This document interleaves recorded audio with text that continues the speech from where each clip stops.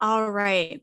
Now that it's just us friends, we're going to start with our spoiler breakdown. So again, like I said earlier, it's same kind of breakdown as last week. We're going to start with the characters who we met, who we are catching up with, what we know about them. We're going to start with, and I did these two separate this time because they are very, very separate in this episode, Stephen Grant and Mark Spector. So we'll start with Stephen.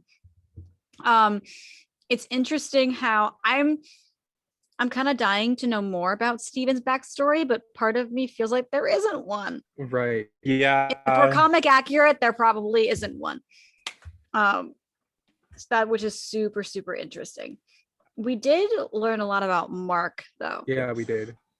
We learned. But in relation to Stephen Grant's character progression, and as far as moving forward, I feel like he took some really huge leaps this episode. Oh, definitely. I feel like he definitely took charge of his life a little bit more. He discovered what he believes in. He took root in what he's fighting for. And it was really cool to see him take some responsibility in a good way, and introduce Mr. Knight into the mix a little bit, which is really cool. That's what I'm gonna call the suit version of the suit from now on, Mr. Knight. That's what they call him. That's his name. It's Mr. Knight. He's actually a meet and greet character at Avengers Campus. Regular or like the suit? So the suit doesn't meet. The suit is up on the balcony, like staring at everybody, like comes out like twice a night. And Mr. Knight meets by Avengers Campus entrance and literally goes, "Hi, I'm Steven with a V." Oh, that's cool. Which is very telling about the story and where we're headed here. Which is so Steven, I feel like. I'm in a mask. My name's Steven. We learned more about Mark. We got to see his passport. We got to see a little bit of what he does, what his story has been up until this point. He's married, apparently. Yeah. Trying to get a divorce. He's kind of like a cursed Indiana Jones type character, which is interesting. He's one of those like twisted characters that believes he has to let himself suffer to protect people that he loves. He has to do the thing that hurts to protect everyone that he loves, and Steven's very much the opposite. Right. That he thinks that including like keeping people close to him and fighting with them is the way to save everyone, to save people. Which is super interesting. And then we met Layla. Yes. We finally met Layla, and we realized, once she said, "I'm still your wife," we all were like, she was right to get mad at him. We all forgave her. Hundreds of texts and missed calls. We were like, who is this chick? And then she was like, "I'm still your wife." And we were like, yeah, okay.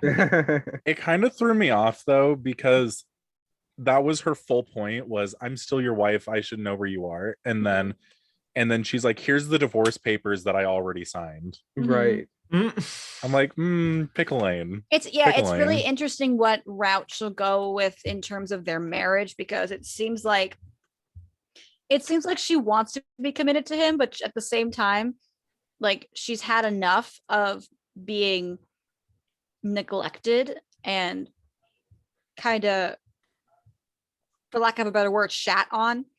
Yeah. You're right. By him and his idea of what protectiveness means. And I think that's a really interesting, like, modern feminist idea, or modern chivalry, at least, because I think old chivalry is the idea of like, sit back while I slay this dragon for you. And modern chivalry is, I respect you enough as a fighter and as a capable human being to fight alongside me, because I know that I'm better with you than without you. Yeah. I think that is like, and that's the kind of idea that Layla wants, but Mark is still with the ancient chivalry thing. Like, you need to sit in the corner and hide, and then I'll take care of you. Right. Which is, he's gonna have a rude awakening in a couple of episodes if what I'm hearing is true. So that's Layla, and then we have Arthur. We saw lots and lots and lots and lots more about Arthur. Has quite a close connection with Amit, and Khonshu. and Khonshu Yeah. actually, which is really, that one threw me for a loop, is that Arthur was Khonshu's avatar before Mark, right? Before Mark? Yeah, he's Yeah. a previous Yes. avatar. Yeah. Yeah. Previous avatar. It's really, really interesting because it, for a second, it made me think that Khonshu was the bad guy.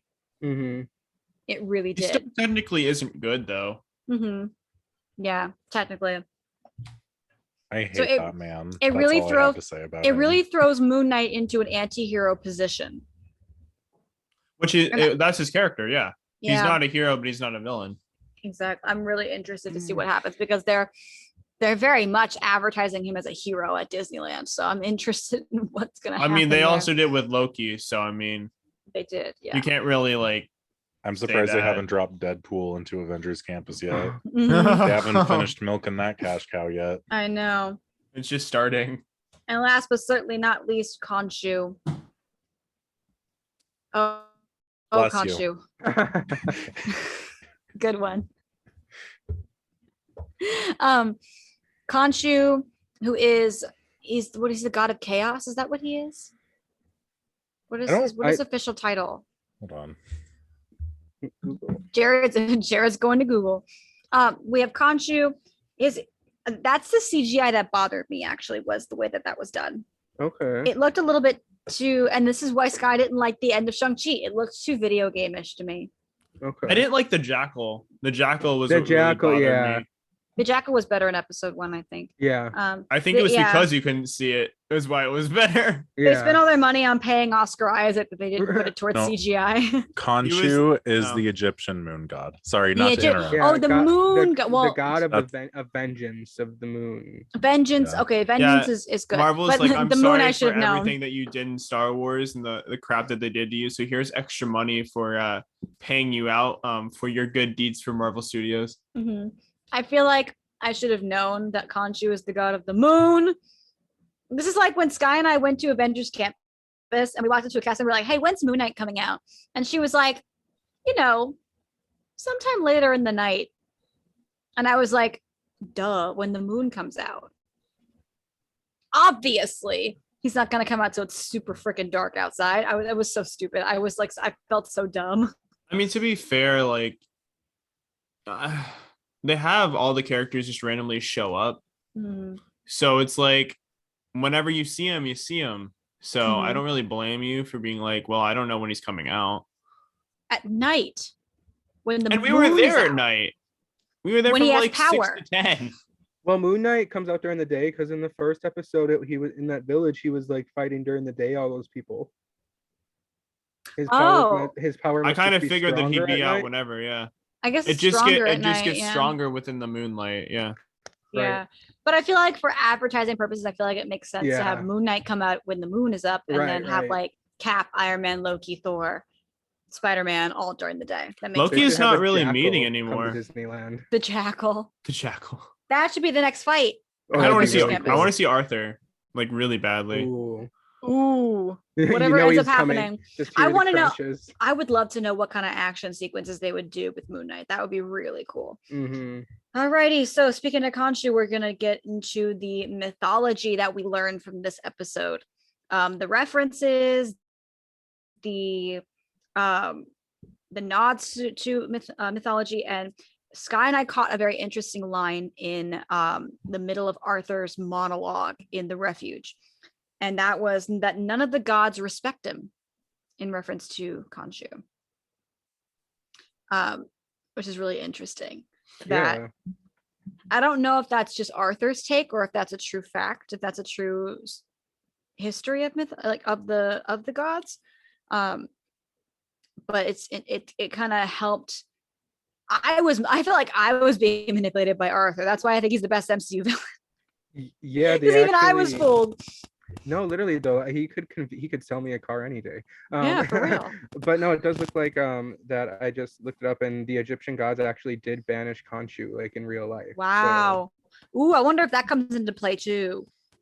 that would be That's very interesting. interesting. I Like why feel like the way that they're doing Arthur is like the 2022 version of Obadiah Stane. He's literally almost exactly the same. Sometimes in a way, yeah. Yeah.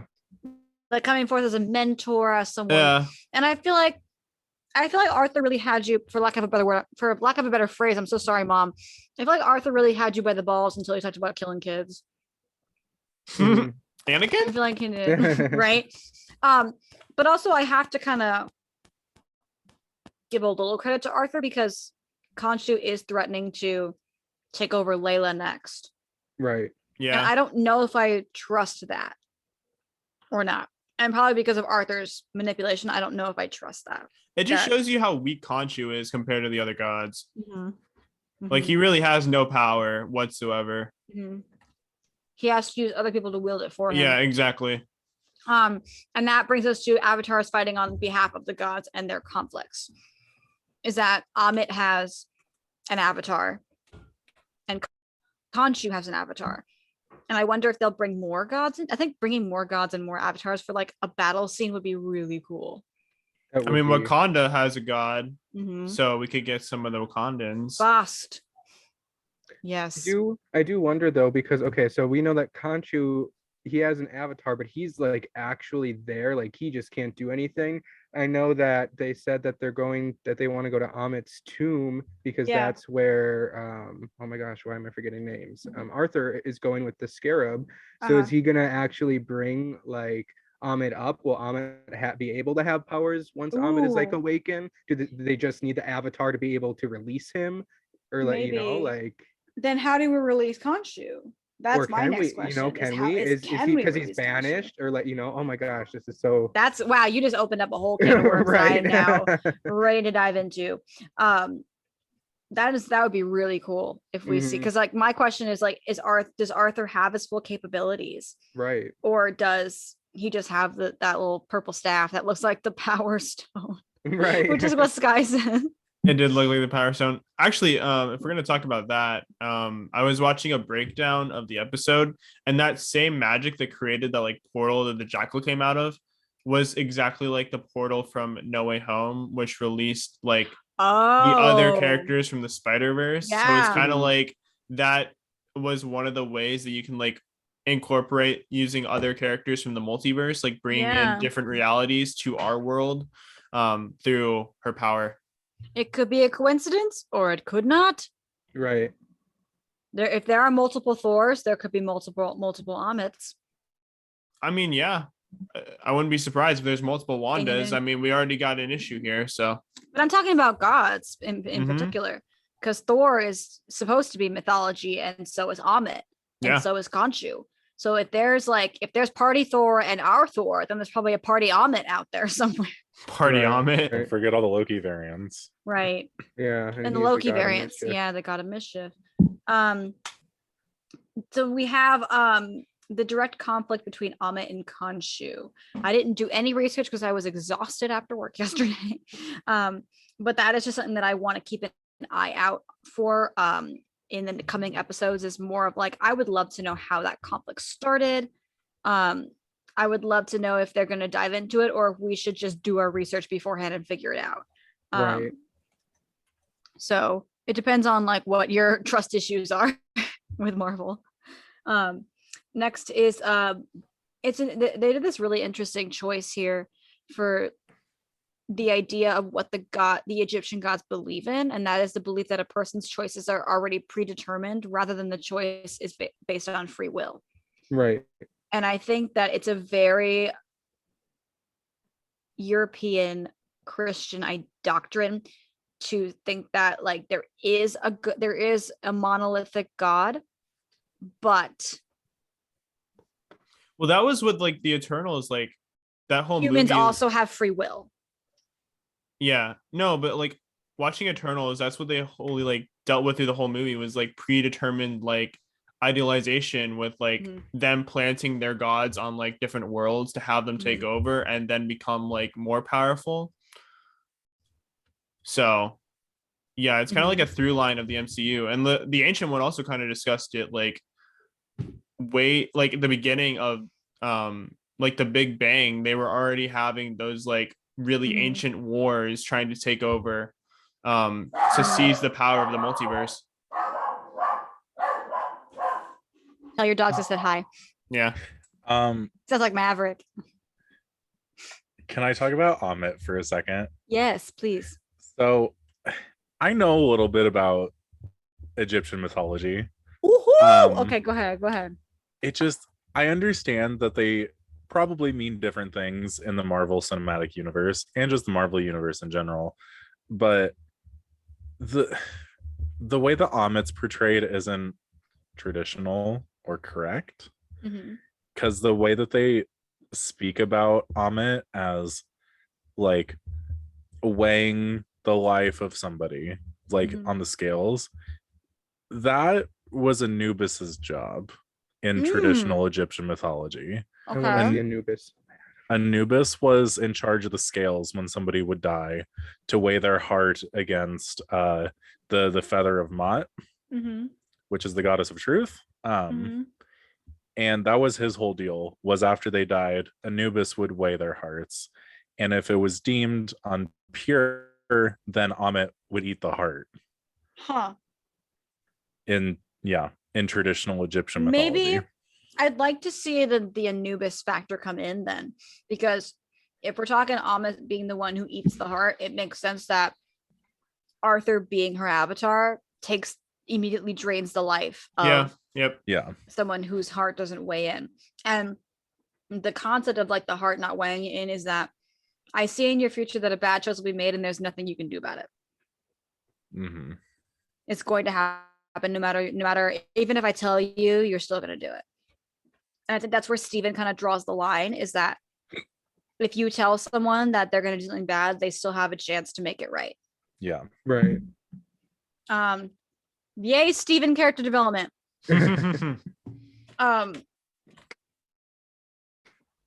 Honey, you wrote this one down, that it's interesting how the creatures and gods are invisible to everyday people, but can only be seen by those with God's power. So the avatars essentially are the only ones who can see them. Yeah, it is really interesting. Mm-hmm. Because like to everyone else, it just looks like they're crazy. Right. Yeah. I thought that maybe Layla would be able to see it, but no. She saw him when yeah, like she she was did. attacked. You could see Well, she saw the she did like creature. something. Did she throw something at it like to Yeah, cover him? she I feel like threw- it's yeah. just invisible. She threw and you a can, jar like, cover at it. something. And But from like Layla's perspective, we saw Mr. Knight fighting the jackal and she couldn't Right. see it. No, but then she threw a jar at it and it shattered and it Mhm. outlined. And then The she figured it jackal. out. Yeah. Yeah. She knows she can't see it, I feel like. I honestly think that was a good money saving tactic on Marvel, because Yeah. not Mhm. only does it play into the story, but it also prevents the unneeded CGI. There we go. There we go. Great way to save time. Just let Oscar Isaac do some work, do a little more work than he needs Just to. work it into the plot line. Yeah. Alrighty. So we predicted that the coming episodes would have more violence in them. And we were wrong for this particular episode. Yeah, this one really wasn't that extreme at all. It was pretty much a Marvel movie. But was this the episode we were supposed to get? Or are we still getting I had a theory that like by each episode, more and more and more, we get a little bit more and a little bit more and a little bit more. We saw not a single drop of blood this whole episode. Yes, but we mentioned in the earlier episodes that we got we didn't get the US released episodes. Ah, yes, that's true. We got the clean versions. The So I'm clean questioning if episode 2 was still the clean version. Yeah. It might have been, I don't know. But there are some shots of Mark coming up that look pretty bloody to me. Yep. Maybe it'll just go from like 0 to 60 very quickly. But yeah, we got some notes on the violence here. And we touched on this about, Steven fighting the jackal. It was interesting to kind of be focused on Steven getting his butt whooped rather than so we were able to solely focus in on how Steven was being beat up. It's a really cool way to show like different types of spiritualism and magic in the MCU. Mark takes over as Moon Knight in the suit, and that's when it gets a little bit more on the intense side, just a hair, because Mark. Mark, he's just a little violent. And then we also do see Arthur kill yet another person with his hands. So Yep. there is another bit of something a little bit darker. Not necessarily as bad as last week, but not that last week was bad at all, but still. Yeah, but there was no blood for the jackal though. It turns into Mhm. sand. It does, Mhm. yeah. Very MCU like. All right, lots of hidden details. Are you guys ready for this? Donovan, look at all these things that Sky Yeah, there's added last so night. many. Look at what he found. I'm so proud of him. All of them. There's quite a bit actually. Like I was surprised. If there's anything you guys want to like add that you guys also saw, let me know. I'm gonna check your spelling while you're reading. Go ahead. So in the beginning of the episode, you can see the sand on the floor after he like attacks the jackal. And it fades into the bed, showing that Mark was the one who returned home, keeping Steven in the dark, making it seem like it was actually a nightmare that he was in rather than actual reality. So that was pretty interesting to show like the dichotomy of two characters instead of just the one. There's a book in his room. There's actually a whole pile of books, but there's one called Adventures of the Soul. And basically it's about how like the soul like fits into the world and how it like travels like different dimensions when you sleep, and really like travels different realms, showing like the different alter egos that he's dealing with at the time. There's one about Asgard called One is Old and One is New Again, just showing the beginning of the MCU to now, from Thor 1 to Thor 3. There's also one referring to Captain America called The Man in the Ice, and one about Wakanda, which worships the panther deity Bast, who was also the Egyptian cat god Bastet, which we kind of talked Ooh, about. yeah.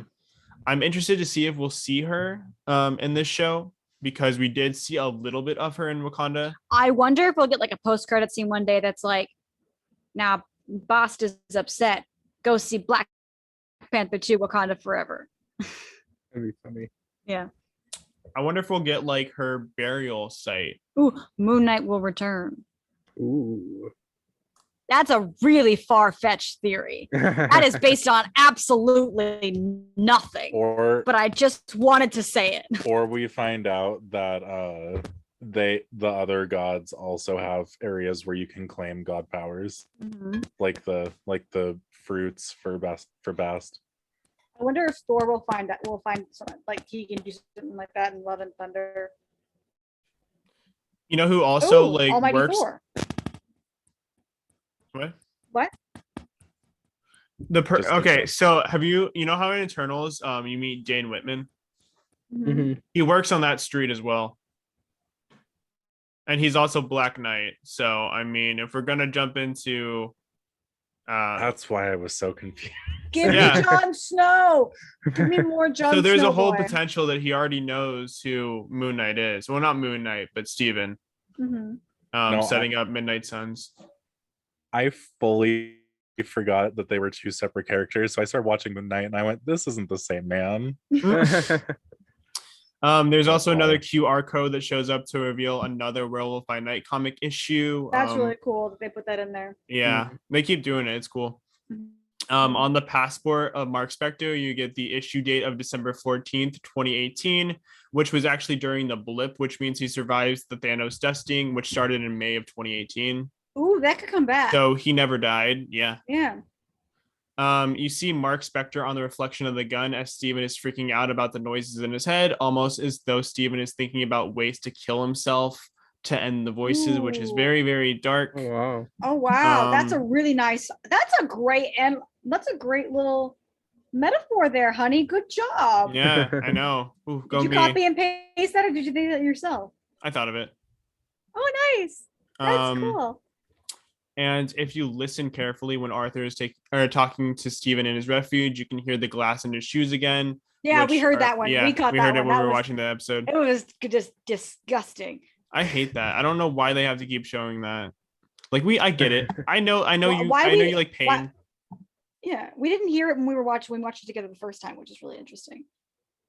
Well, I also was half asleep the whole episode. I was not though, and I didn't hear it. Khonshu is shown with the light above him while the sun is in the middle of the staff, showing that he's powerless at that point without the moon to give him the power and control that he needs to basically control Steven, which is interesting. Mhm. If you look at the power from the cane, it looks like the same energy that we were talking about from the multiverse, crumbling at Yeah, the we end. talked about that. Yeah. Revealing the jackal also from No Already Way on it. Home. The Mr. Knight suit has been stitched together, showing the center of the face. Fractured identity of Steven and Mark. That's a good one. That's a Mhm. good little analyzation there. Yeah. That's good. On the bus, there is an ad for the GRC, which was introduced in the Falcon and the Winter Soldier that resettles people after they return from the blip, which is cool that they're tying in the other MCU shows that have come Very out last small year. Right. things. Yeah. Mhm. And there's also letters on the bus that are WBN0032, which was the first appearance of Moon Knight in the comics. So the first Ooh. issue is on that bus. That's cool. And the last thing, the crescent moon gets larger and larger the more Moon Knight takes over control. On the hunt for the jackal, ending with the perfect encompassing in the sky as he kills the jackal. Yeah, Donovan's theory might be true. Right, about him We getting more figured that out. powerful as the moon goes on. And you know then- what? I noticed something. When we were on Avengers Campus watching Moon Knight come out, I looked at the moon and it was the same phase as this episode. Oh, really? wow. Was it a crescent? It was like it's like a little like a fat crescent. Interesting. Okay. And That's I was cool, like, actually. oh, what if they're doing it? I was like, dude, what if they're doing it in real time? Right. That'd be What if crazy. they did that on purpose? They started with a crescent on purpose and we're gonna end with a full. That'd be really cool. That would be so dope, dude.